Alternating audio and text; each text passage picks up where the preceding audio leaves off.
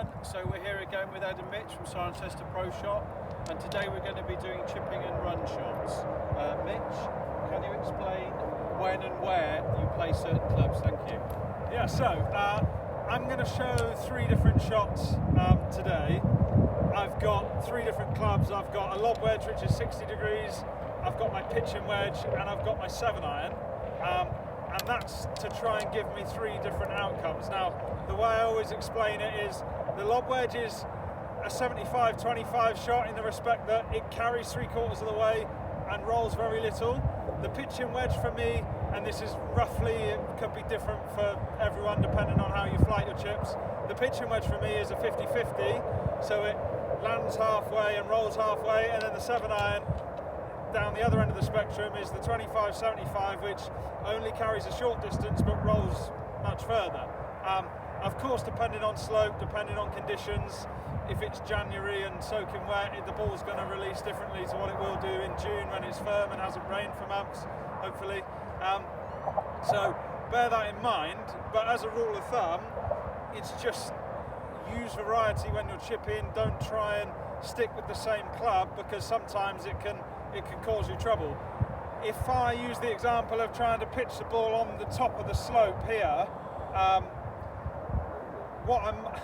where it becomes difficult with my lob wedge is I have to land it just on the top to get it to stop quickly enough, otherwise it's going to go through the back of the green. Or if I underhit it, it's going to hit straight on the upslope and come back. And you can liken this to lots of holes on the golf course here. 17's quite a good one for this, that there's that slope at the front. You have to use loft to get it on top, but if you're not careful it can run over the other side. That's where you might think about trying one of the shots we're going to mention today. So if I try and hit, again, I'm just going to use the same technique as what I have with all shots, with the chipping that we had said previously, with the chipping videos we've done, sorry. So I'm going to play this exactly as we said, and just try and land this on the top.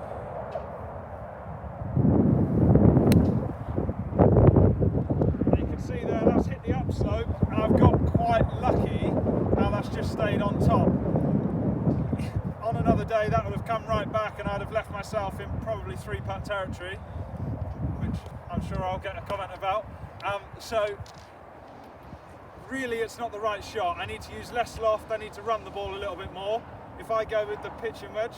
So would you say, Mitch, that the lob wedge is a bit more of a riskier shot?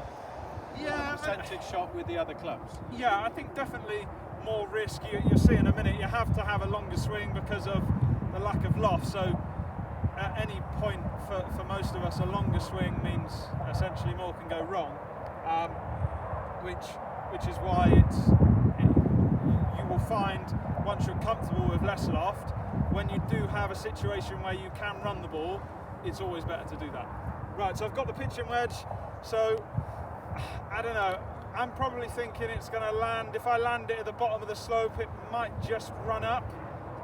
It might still be a bit touch and go because there's still maybe too much loft, especially on a wet day. If this was firm, this would be perfect, but on a wet day, I might be up against it for this to run up. So again, same technique, I've got the ball sort of middle back in my stance, still weight forwards, same rhythm but just a shorter backswing. That's landed at the bottom, yeah, and just got me up there, so that worked nicely. You might even find that you don't like how much that carries and you want the ball to be running earlier, and that's where you play the same shot again, but you use a 7-iron. So just to reiterate, Mitch, with the lob wedge we're looking to land it 75% of the way. What would you say with the pitching wedge? Again, pitching wedge, as a rough estimate, it's sort of 75% with the pitching wedge, 50% of the way with a 75% with the lob wedge, 50% with the pitching wedge. But again, green speed, how soft or firm the greens are. Yeah, absolutely, yeah. Whether it's upslope, downhill, if you're chipping from back to front on the 4, for example, those of you that know the golf course, that you could use a lob wedge there and pitch that 10% of the way and it run 90%. So it's all, taking into account that we've got a fairly flat surface and it's the same conditions.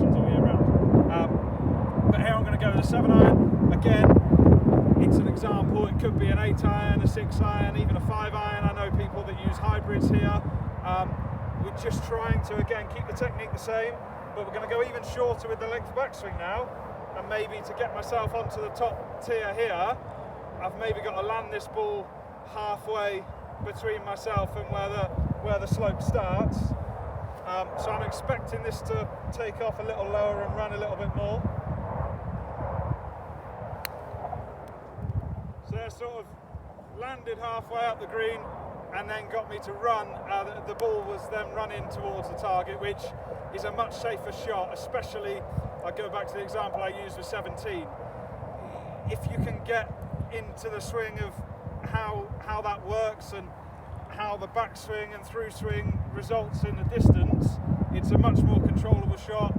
It's a much more reliable shot in terms of it's not as unforgiving. I could have hit that shot more or less anywhere on the club face and I probably would have still got up the slope, whereas with the lob wedge I could have hit it 2 feet in front of me, 30 yards over the back of the green, all got it right. So it's definitely a more forgiving shot as well.